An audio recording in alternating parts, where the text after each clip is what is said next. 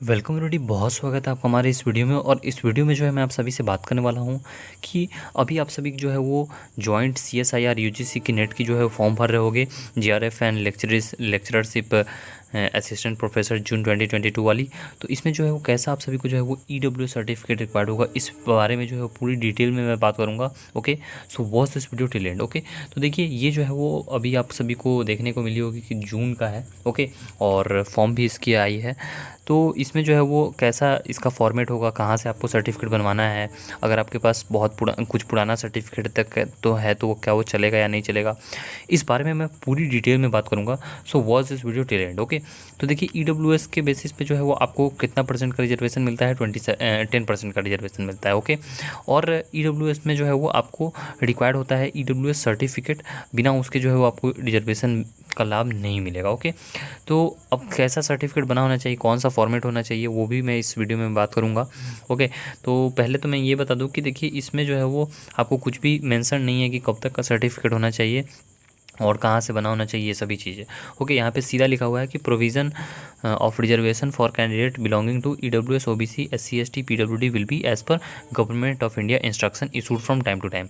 Okay, लेकिन यहाँ पे जो है वो मैं अब आपसे ये बात करूँगा कि ये जो है वो कितना कब तक का सर्टिफिकेट होना चाहिए, कितना पुराना।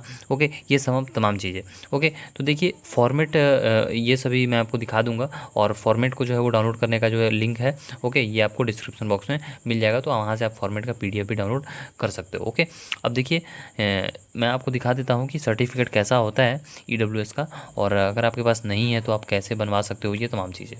तो देखिए ये जो है वो एक पेज का फॉर्मेट रहता है, यहाँ पे आप देखोगे कि एक पेज का फॉर्मेट है, और इसमें जो है वो यहाँ पे लिखा रहता है गवर्नमेंट ऑफ, जिस भी आप स्टेट से बिलोंग करते हो तो यहाँ पे लिखा रहेगा गवर्नमेंट ऑफ, मीन्स अगर आप UP से बिलोंग करते हो तो लिखा रहेगा गवर्नमेंट ऑफ उत्तर प्रदेश, अगर आप बिहार से बिलोंग करते हो तो गवर्नमेंट ऑफ बिहार, ऐसे लिखा रहेगा। ओके, और यहाँ पे सेकंड लाइन में लिखा रहता है कि जहाँ से भी जिस भी ऑफिस से आप जो है वो बनवाते हो, फॉर सपोज कि आपने जो है वो सर्कल ऑफिसर या फिर तहसील से बनवाया, तो यहाँ पे लिखा रहेगा सर्कल ऑफिसर और या फिर तहसीलदार एज सच।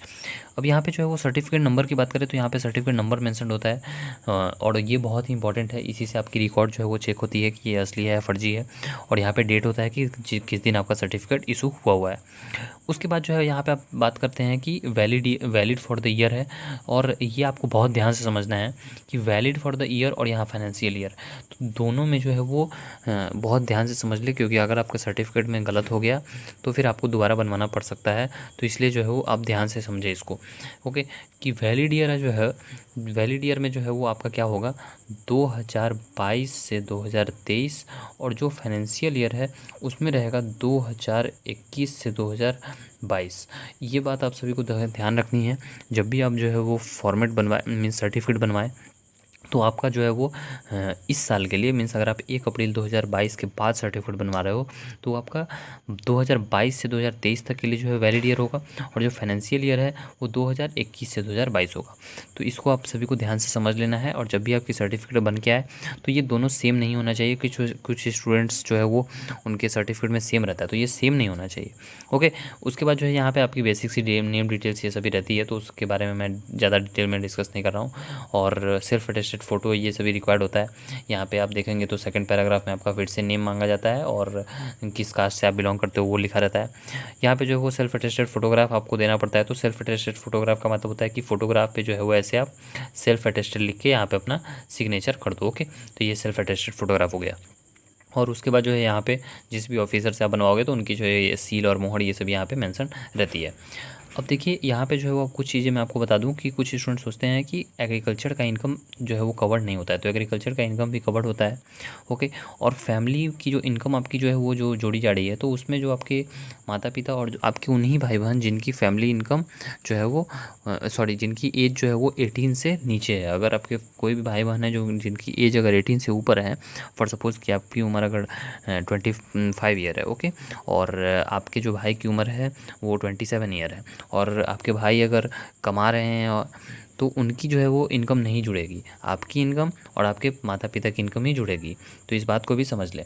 ओके, और ये सभी तमाम चीज़ें भी आपकी जो है वो क्राइटेरिया फुलफ़िल होना चाहिए, वरना आपको EWS का रिजर्वेशन बेनिफिट नहीं मिलेगा। ओके, अब देखते हैं कि एक सर्टिफिकेट बना हुआ है कैंडिडेट का, तो वो कैसा होता है। तो देखिए जैसे कि ये सर्टिफिकेट जो है वो एक 100% वैलिड सर्टिफिकेट है, जो कि आप सभी को CSIR में जो है वो वैलिड होगा। तो उस हिसाब से देखिए कि ये जो है वो कहाँ से बना हुआ है। ये बिहार से बना हुआ है, तो गवर्नमेंट ऑफ बिहार लिखा हुआ है। जिस भी ऑफिस से बनता है तो यहाँ ऑफिस का नाम लिखता है, means office of circle officer मुसारी।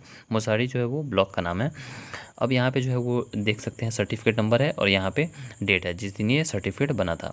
अब यहाँ पे जो है वो आपको वैलिड ईयर देखें कितना लिखा हुआ है, 2022 से 2023। इस चीज़ को थोड़ा मैं आप सभी को ध्यान से दिखाना चाहूँगा। ओके, थोड़ा जूम करके तो देखिए वैलिड ईयर 2022 से 2023 है, और जो फाइनेंशियल ईयर है 2021 से 2022 है। ओके, आई होप कि मैंने भी जो है वो आपको यही बताया था, और आपका सर्टिफिकेट में भी ऐसे होना चाहिए, मीन्स 1 साल का फाइनेंशियल ईयर का गैप होना चाहिए, इससे ज़्यादा गैप नहीं होना चाहिए। ओके, आपका सेम भी नहीं रहेगा, मीन्स इक्वल भी नहीं होगा, और 1 साल के आगे पीछे के अलावा भी नहीं होना चाहिए। अब इसके अलावा देखते हैं कि नीचे में क्या है। तो देखिए ये सेम फॉर्मेट पे है, यहाँ पे सेल्फ अटेस्टेड फोटोग्राफ है, और ये चूँकि digitally signed signature digitally signed certificate है, तो यहाँ पे आपको QR कोड ये सभी अटैच्ड है। कहीं भी आप देखेंगे कि मोहर ये सब नहीं लगा हुआ है। मैं आपको जूम करके भी दिखा दूँ कि यहाँ लिखा हुआ है digitally signed by Sudhanshu Shekhar, और डेट ये सभी लिखी हुई है। ओके, तो ऐसा ही सर्टिफिकेट आपका भी जो है वो इशू होता है अगर डिजिटली बनवाते हो तो। और मैं आपको रिकमेंड करूँगा कि आप जो है वो लैंग्वेज इंग्लिश ही रखना। बहुत सारे कैंडिडेट्स सोचते हैं कि अपने डिजिटल लैंग्वेज में बनवा ले, तो पहले आप कोशिश करना है कि इंग्लिश में आपका सर्टिफिकेट बन जाए तो अच्छी बात है। और अगर नहीं बनता है तो फाइनली आपके पास कोई ऑप्शन नहीं है, तो आप मीन्स और भी रीजनल लैंग्वेज या फिर हिंदी वाला भी अपलोड कर सकते हो। ओके, उसके बाद जो है वो बात आती है आप सभी की यहाँ पे कि कुछ बात जो कि मैं आपको बताना चाहूँगा। ओके, तो देखिए इंट्रोडक्शन हो चुका है। क्रूशियल डेट मीन्स जब तक आपकी लास्ट डेट होती है तो उससे आपको पहले कोशिश करना चाहिए कि सर्टिफिकेट ये सभी बनवा के रख लें, ताकि अपलोड ये सब करने में आपको प्रॉब्लम नहीं हो। देखिए EWS सर्टिफिकेट की वैलिडिटी कब तक होती है, मीन्स 1 अप्रैल किसी भी ईयर की, फॉर सपोज़ कि 2022 की मैं बात कर रहा हूँ। 2022 में आपका सर्टिफिकेट अगर आप अभी आप बनवाओगे तो उसकी वैलिडिटी कब होती है, 1 अप्रैल, फॉर सपोज 2022 की मैं बात कर रहा हूँ, तो 2022 का 31 मार्च 2023 तक। ओके, तो इतना ही आपका वैलिडिटी होता है। 1 अप्रैल के बाद आप कभी भी बनवाओ, आपका सर्टिफिकेट 31 मार्च को एक्सपायर कर जाएगा। इवन आप 30 मार्च को भी बनवाओगे तो 31 मार्च को सर्टिफिकेट एक्सपायर कर जाएगा। तो इस बात का आपको ध्यान रखना है। ओके, कुछ एक्स्ट्रा इन्फॉर्मेशन भी आगे मैं आप सभी को दे दूंगा, और फॉर्मेट कैसा है वो मैंने आपको दिखा दिया है। उसको डाउनलोड करने का लिंक भी आपको डिस्क्रिप्शन बॉक्स में मिल जाएगा। अगर आपके पास सर्टिफिकेट नहीं है तो आप कैसे ले सकते हो, तो देखिए उसके लिए जो है वो आप कुछ मैं तरीके आपको बता देता हूँ। फर्स्ट की, या तो आपके अगर स्टेट में ऑनलाइन अप्लाई होती है तो आप ऑनलाइन अप्लाई कर दो। ओके, या फिर दूसरा जो है वो आप CSC सेंटर वालों से भी जाके संपर्क कर सकते हो, वो भी आपकी ऑनलाइन मदद करा देंगे। लेकिन ध्यान रहे कि सिर्फ ऑनलाइन अप्लाई करने से नहीं होगा, फिर आपको ऑफिस में विज़िट करना होगा। ओके, ये ऑनलाइन जो है वो अप्लाई करने के बाद भी आपको ऑफिस में विज़िट करना पड़ता है। उसके 3rd नंबर में आता है कि आप जो है वो कोई एडवोकेट इन सभी से संपर्क कर सकते हो, वहाँ पे वो भी आपकी मदद कर देंगे। या फिर आप जो है वो ऑफलाइन से ही खुद जो है वो ऑफलाइन मोड में जाके फॉर्म ये सब ही भर के जमा कर सकते हो। ओके, और ये सभी तरीके से कुछ आप जो है वो सर्टिफिकेट बनवा सकते हैं। अगर आपके पास वैलिड सर्टिफिकेट नहीं होगा तो क्या प्रॉब्लम हो सकती है, तो वैलिड सर्टिफिकेट नहीं होगा तो फिर बाद में आपको जो है वो जो भी रिजर्वेशन आपको मिला है तो उस रिजर्वेशन का बेनिफिट आपको नहीं मिलेगा।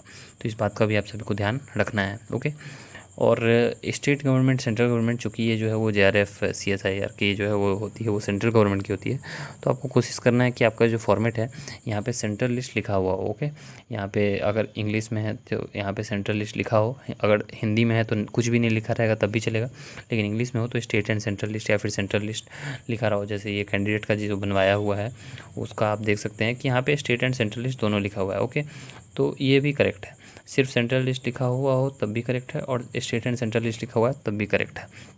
ओके, तो ये कुछ जो है वो जानकारी मैंने आपको दे दी। और एक बात और मैं आपको बताना चाहूँगा कि आप अगर ये सभी फॉर्म ये सभी भरते रहते हो ना, तो हर साल आप जो है वो 1 अप्रैल मीन्स अप्रैल के महीने में जो है वो 2-3 सर्टिफिकेट बनवा के रख लिया करो। एक हो गई आपकी कैटेगरी सर्टिफिकेट, फॉर सपोज़ कि आप जो है वो EWS कैटेगरी से बिलोंग करते हो तो आप EWS बनवा के रख लो। ओके, सेकंड आती है आपकी इनकम सर्टिफिकेट, अगर आपके फैमिली की जो भी इनकम है तो इनकम सर्टिफिकेट। और थर्ड आती है डोमिसाइल सर्टिफिकेट, मीन्स ये सभी हमेशा रिक्वायर्ड पड़ती हैं अगर आप कभी भी एग्ज़ाम ये सभी के लिए बैठ रहे हो और एडमिशन लेना है या फिर आपको जॉब लेनी है, तो इन सभी सर्टिफिकेट्स का यूज़ पड़ता है। तो आप अप्रैल के महीने बनवा के रख लो ताकि अगले 1 साल तक वो वैलिड रहे। ओके, सो आई होप कि कुछ जानकारी मैंने आपको दे पाया, और अगर आपको फिर भी क्वेरी होती है तो आप कमेंट बॉक्स में कमेंट कर सकते हैं। और ऐसा ही फॉर्मेट पे आपको जो है वो सर्टिफिकेट बनवाना है।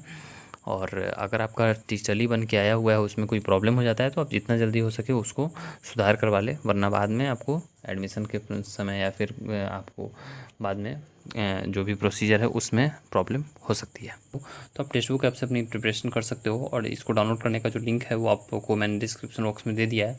तो यहाँ पे आप देख सकते हो कि डिफरेंट एग्जामिनेशंस के लिए यहाँ पे डिफरेंट मॉक टेस्ट आपको देखने को मिल जाती है।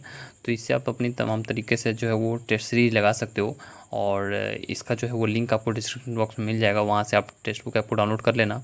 और जिस भी एग्ज़ाम की आप तैयारी करना चाहते हो तो यहाँ पे जो है वो आप एक बार देख लेना कि वो एग्ज़ामिनेशन है कि नहीं है। ओके, फॉर सपोज़ कि अगर आप जो है वो मीन्स CSIR UGC नेट की देखना चाहते हो तो यहाँ पे मैंने टाइप किया UGC नेट। ओके, और टेक्स्ट बुक आपको डाउनलोड करने के बाद आपको सर्च करना है, और ऐसे ही आप आएंगे टेस्ट एग्ज़ाम्स में।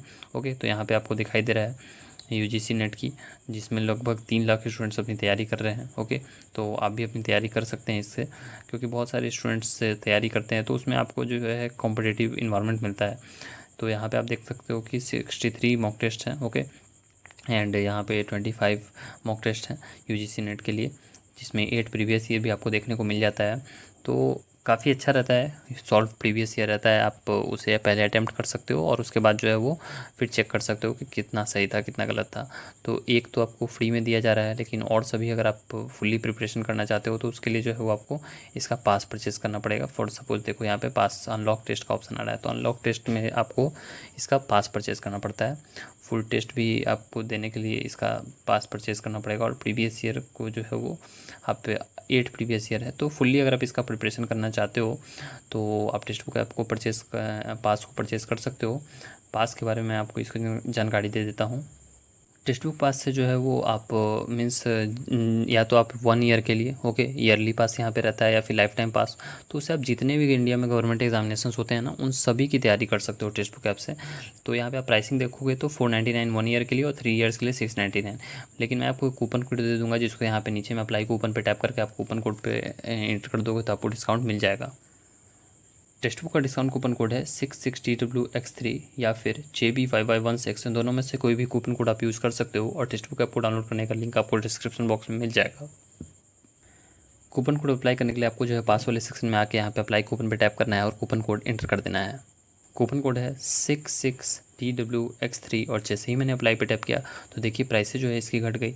अभी यहाँ पे आपको प्राइसेस दिखाई दे रही थी 699, सो घट के 525 हो गई, और यहाँ पे दिखाई दे रही थी 499, सो घट के 375 हो गई। तो ऐसे ही कूपन कोड अप्लाई करने के बाद आपको डिस्काउंट मिल जाएगा। और ये मंथली पास और 7 डेज़ वाला पास तो आपका भी मतलब इससे आपका बहुत ही नुकसान होगा। आपको अगर 1 साल की तैयारी करनी है तो आप ईयरली पास लें, और अगर आपको 1 साल से ज़्यादा की तैयारी करनी है तो आप लाइफ टाइम पास लें। ओके, और ये मैं आपको बता दूं कि यहाँ पे आप जो है बहुत सारे एग्जामिनेशंस की साइमल्टेनियसली प्रिपरेशन कर सकते हैं। फॉर एग्जामिनेशंस के लिए मैं यहाँ पे दिखाऊं तो अगर आप एक बार पास परचेज़ करते हो तो आप या फिर आपके कोई भाई बहन है तो वो भी सभी एग्जामिनेशंस की साइमल्टेनियसली प्रिपरेशन कर सकते हैं। For SSC, banking, teaching examination, civil services exam, railway exam, जितनी भी एग्जामिनेशन हैं उन सभी की तैयारी कर सकते हैं। ओके, डिफेंस, तो आप जो है वो चाहे तो इसकी प्रिपरेशन कर लेना, आप इससे जो है वो ऑप्ट कर सकते हो। एंड बहुत सारे स्टूडेंट्स इससे प्रिपरेशन करते हैं। ओके, तो आप भी इससे जो है प्रिपरेशन कर सकते हो।